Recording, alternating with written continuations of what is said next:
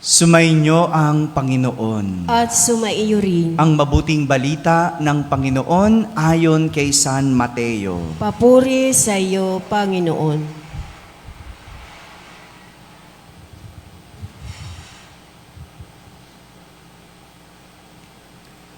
Noong panahong iyon, nagbalik si Jesus sa tabi ng lawa ng Galilea, at siya'y umahon sa burol at naupo.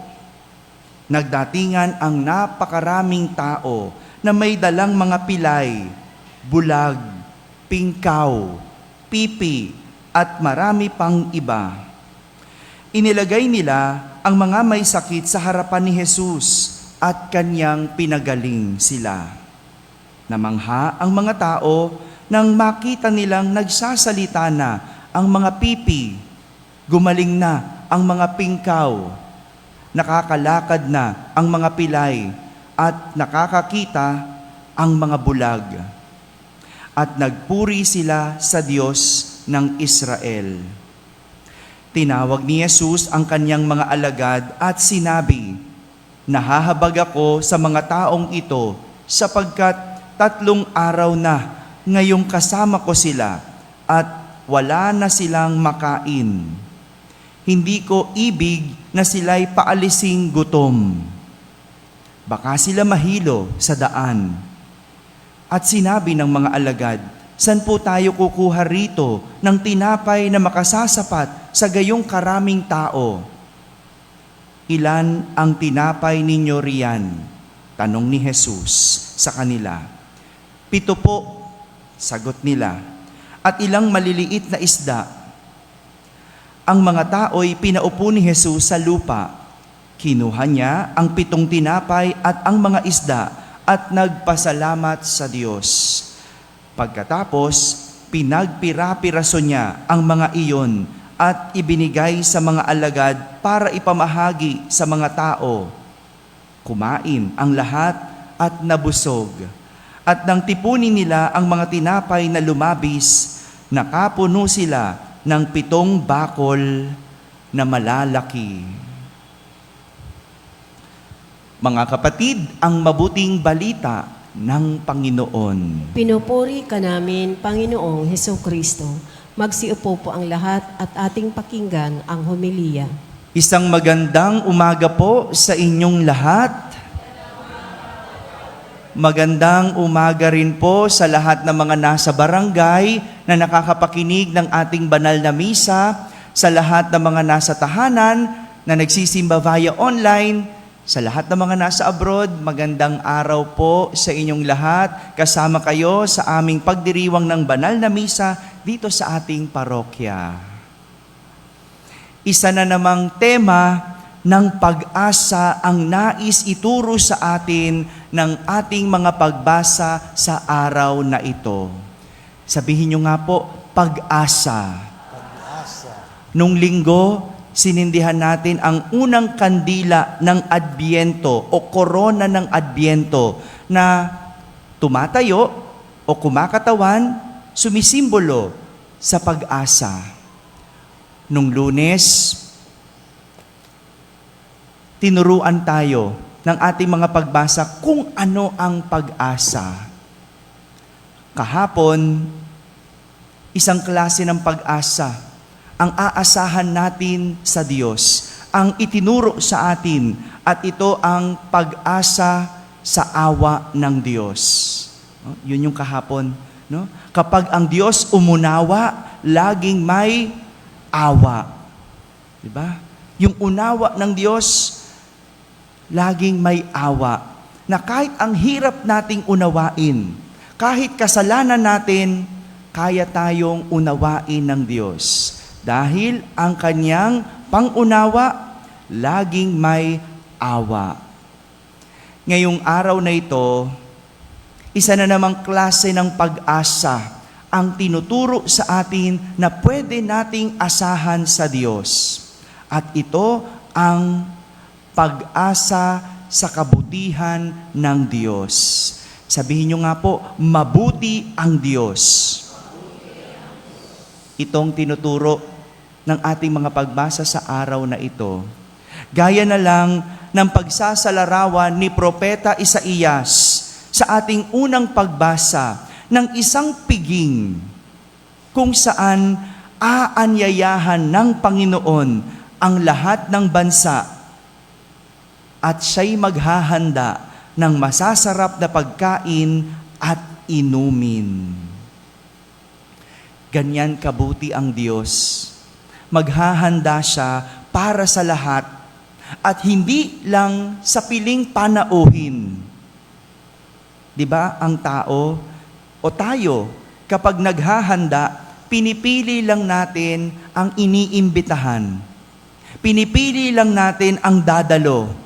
At kadalasan, iba ang pagkain ng mga espesyal na panauhin sa nakararami. Di ba? Pag may presidential table, silipin nyo, iba ang nakahain doon. Maaring merong lechon, o meron silang matamis o dessert. Pero kay Jesus, lahat ng bansa aanyayahan at pare-parehas na masasarap na pagkain at inumin ang ihahain sa lahat. Ito yung tinatawag na makalangit na piging o sa Ingles, the heavenly banquet, kung saan lahat ng tao, lahat tayo, imbitado. Ngunit ang magandang tanong, lahat ba tayo dadalo? Tanong mo ay katabi mo, dadalo ka ba? Lahat tayo imbitado sa kaharian ng Diyos, imbitado sa piging ng Diyos. Ngunit ang tanong, dadalo ba tayo? Anong pagkain ang lagi nating kinakain? Ito ba yung pagkaing mapanukso o pagkaing makalangit? Nasa sa atin yan. Lahat tayo imbitado. Ngunit ang tanong, ikaw ba ay dadalo? Dahil hindi lahat ng imbitado dumadalo. May ilan, inimbitahan mo na, hindi na nga pumunta, hindi pa nag-abiso. Maraming ganyan, di ba? Kaya nga nauso yung RSVP, yung magsabi ka man lang, dadalo ka ba o hindi? Ilan kayo? Araw-araw tayong may misa. Lahat imbitado, pero sino ang dumadalo? Lahat ba sumasalo? Pero mahalaga doon, lahat imbitado. Walang pinipili at pantay-pantay makakakain ng masasarap na pagkain at inumin. Yan ang kabutihan ng Diyos. Kahit hindi natin deserve, kahit hindi tayo karapat-dapat, tayo ay imbitado. Samantala, sa ating ebanghelyo, kakaibang kabutihan ng Diyos ang ipinapakita sa atin ni Jesus. Matapos niyang pagalingin ang lahat ng mga may sakit. Hindi ba kabutihan na yon? Pinagaling niya lahat ng mga sumunod sa Kanya. Bago pa sila pinauwi, sila ay pinakain. Grabing inisyatibo mula kay Jesus. Pati yung mga bagay na hindi naman hinihingi ng tao, siya pa din ang nagbigay. Siya pa din ang nagpasimula. Sabi nga ni Jesus, ayaw niyang paalisin ang mga tao nang hindi man lang kumakain. Baka sila himatayin. Bagamat kulang para sa mga alagad, ang pagkain para sa lahat. Ilan ngang tinapay ang meron sila? 7. At ilang maliliit na isda. Gaano yun karami para sa libo-libong tao? Para sa mga tao, kulang at kapos. Pero hindi kay Jesus. Dahil kaya niyang gawing sapat at labis pa ang lahat. Ito ang kabutihan ng Diyos na pwede nating asahan. May grasyang maaring dumating. Grasya. Ang grasya, isang bagay na nakuha mo kahit hindi karapat-dapat sa iyo. Yan ang grasya. Ang grasya, ibinigay sa iyo kahit hindi karapat-dapat sa iyo. Ang biyaya, hiniling mo dahil karapat-dapat ka. Yun ang pinagkaiba ng grasya at biyaya. Alam niyo po, nakwento ko na po ito pero lagi ko pa rin binabalikan ito. Eksaktong 1 buwan kahapon, nung ako ay dumating po dito, November 3, yung aking unang misa. At nakwento ko na sa inyo, pag uwi ko sa kwarto nung gabing yon, nag-alala agad ako. Anong inalala ko? Koleksyon. Paano tayo mabubuhay nito? Ilang piraso nagsisimba. Ilang piraso na nga, ilan lang ang magbibigay. Yun yung nasa isip ko. At lagi ko sinabi naman sa inyo, ilang araw at linggo akong hindi pinatulog ng alalahaning iyon. Isip ako ng isip, lagi ko sasabi, paano kaya yun? Paano kaya yung kuryente? Paano kaya yung pasweldo? Paano kaya? Lagi ko nasa isip yun. Binibilang ko yung kolektang nasa isip ko pag tinitignan ko kayo, araw-araw. Pero, ang galing ng Diyos. Kinalma ko yung sarili ko at pinigil ang kakaalala. Sa halip, napaalalahanan ako tungkol sa probidensya ng Diyos. Yung isang beses na homily, isang beses na gospel ko, para sa akin yun. Pinatutungkol sa akin ng Diyos na umasa sa Kanya, umasa sa Kanyang grasya, umasa sa Kanyang awa. At doon ko sinimulang ipasa ang aking alalahanin. Ngayon, 1 buwan na. At nagpapasalamat ako sa lahat ng mga sumusuporta, sa lahat ng mga tumutulong at nagbibigay sa ating parokya. Alam niyo po, ngayon, meron tayong salo-salo. May nagpadala, may nag-message. Every first Wednesday, meron tayong salo-salo pagkatapos ng misa. Lahat na nagsimba, libreng kakain. May pa-breakfast. At dahil hindi naman tayo gano'ng karamihan, may pa-dinner pa mamaya. So sa lahat na magsisimba mamaya, may dinner. Tiningnan ko ano yung putahe natin. Meron tayong tapsilog at saka tortang talong, sinangag at kape. Grabe, no? Lahat kasalo. Sama-samang kakain.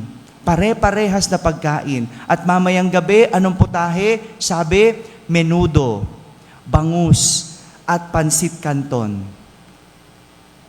Grabe ang Diyos. Kinikilabutan ako. Wala pang 1 buwan, nag-aalala ako. At ngayon, 1 buwan at 1 araw makalipas, tayong lahat ay magsasalo-salo. 1 buwan na. At nakaraos, ganyan kabuti ang Diyos. Sa lahat na may mga hinihiling, dyan sa inyong mga tahanan, ang pinapaalala sa atin ng ating mga pagbasa sa araw na ito, umasa sa kabutihan ng Diyos. 1 linggo yata itong tungkol sa pag-asa. At araw-araw tayong paaalalahanan ng kabutihan ng Diyos ang dapat nating asahan. Mga kapatid, ang kabutihan ng Diyos ay kailanman hindi mauubos. Hindi siya magsasawa, kaya lagi tayong umasa. Amen? Amen. Pagkatapos po ng ating banal na pagdiriwang, pagkatapos ng ating pagnonobena sa Ina ng Laging Saklolo, meron po tayong salo-salo. Ito po'y handog ng isa sa mga nagbigay po sa atin, kaya pasalamatan natin siya. Every first Wednesday, meron po tayong piging na pagsasaluhan. Ganon din, papasalamat ako sa lahat ng mga tumutulong sa ating parokya na maintain natin ang ating mga scholars. Masaya na ako doon dahil kahit papaano patuloy pa rin ang mga programa ng ating simbahan. Kaya maraming salamat po sa inyong mga kabutihan at salamat sa kabutihan ng Diyos. Sumainyo ang Panginoon At sumaiyo rin. at pagpalain kayo ng makapangyarihang Diyos, Ama at Anak at Espiritu Santo. Amen. Tapos na po ang ating pagdiriwang, humayging taglay ang kapayapaan at kabutihan ng ating Panginoong Hesukristo. Salamat sa Diyos.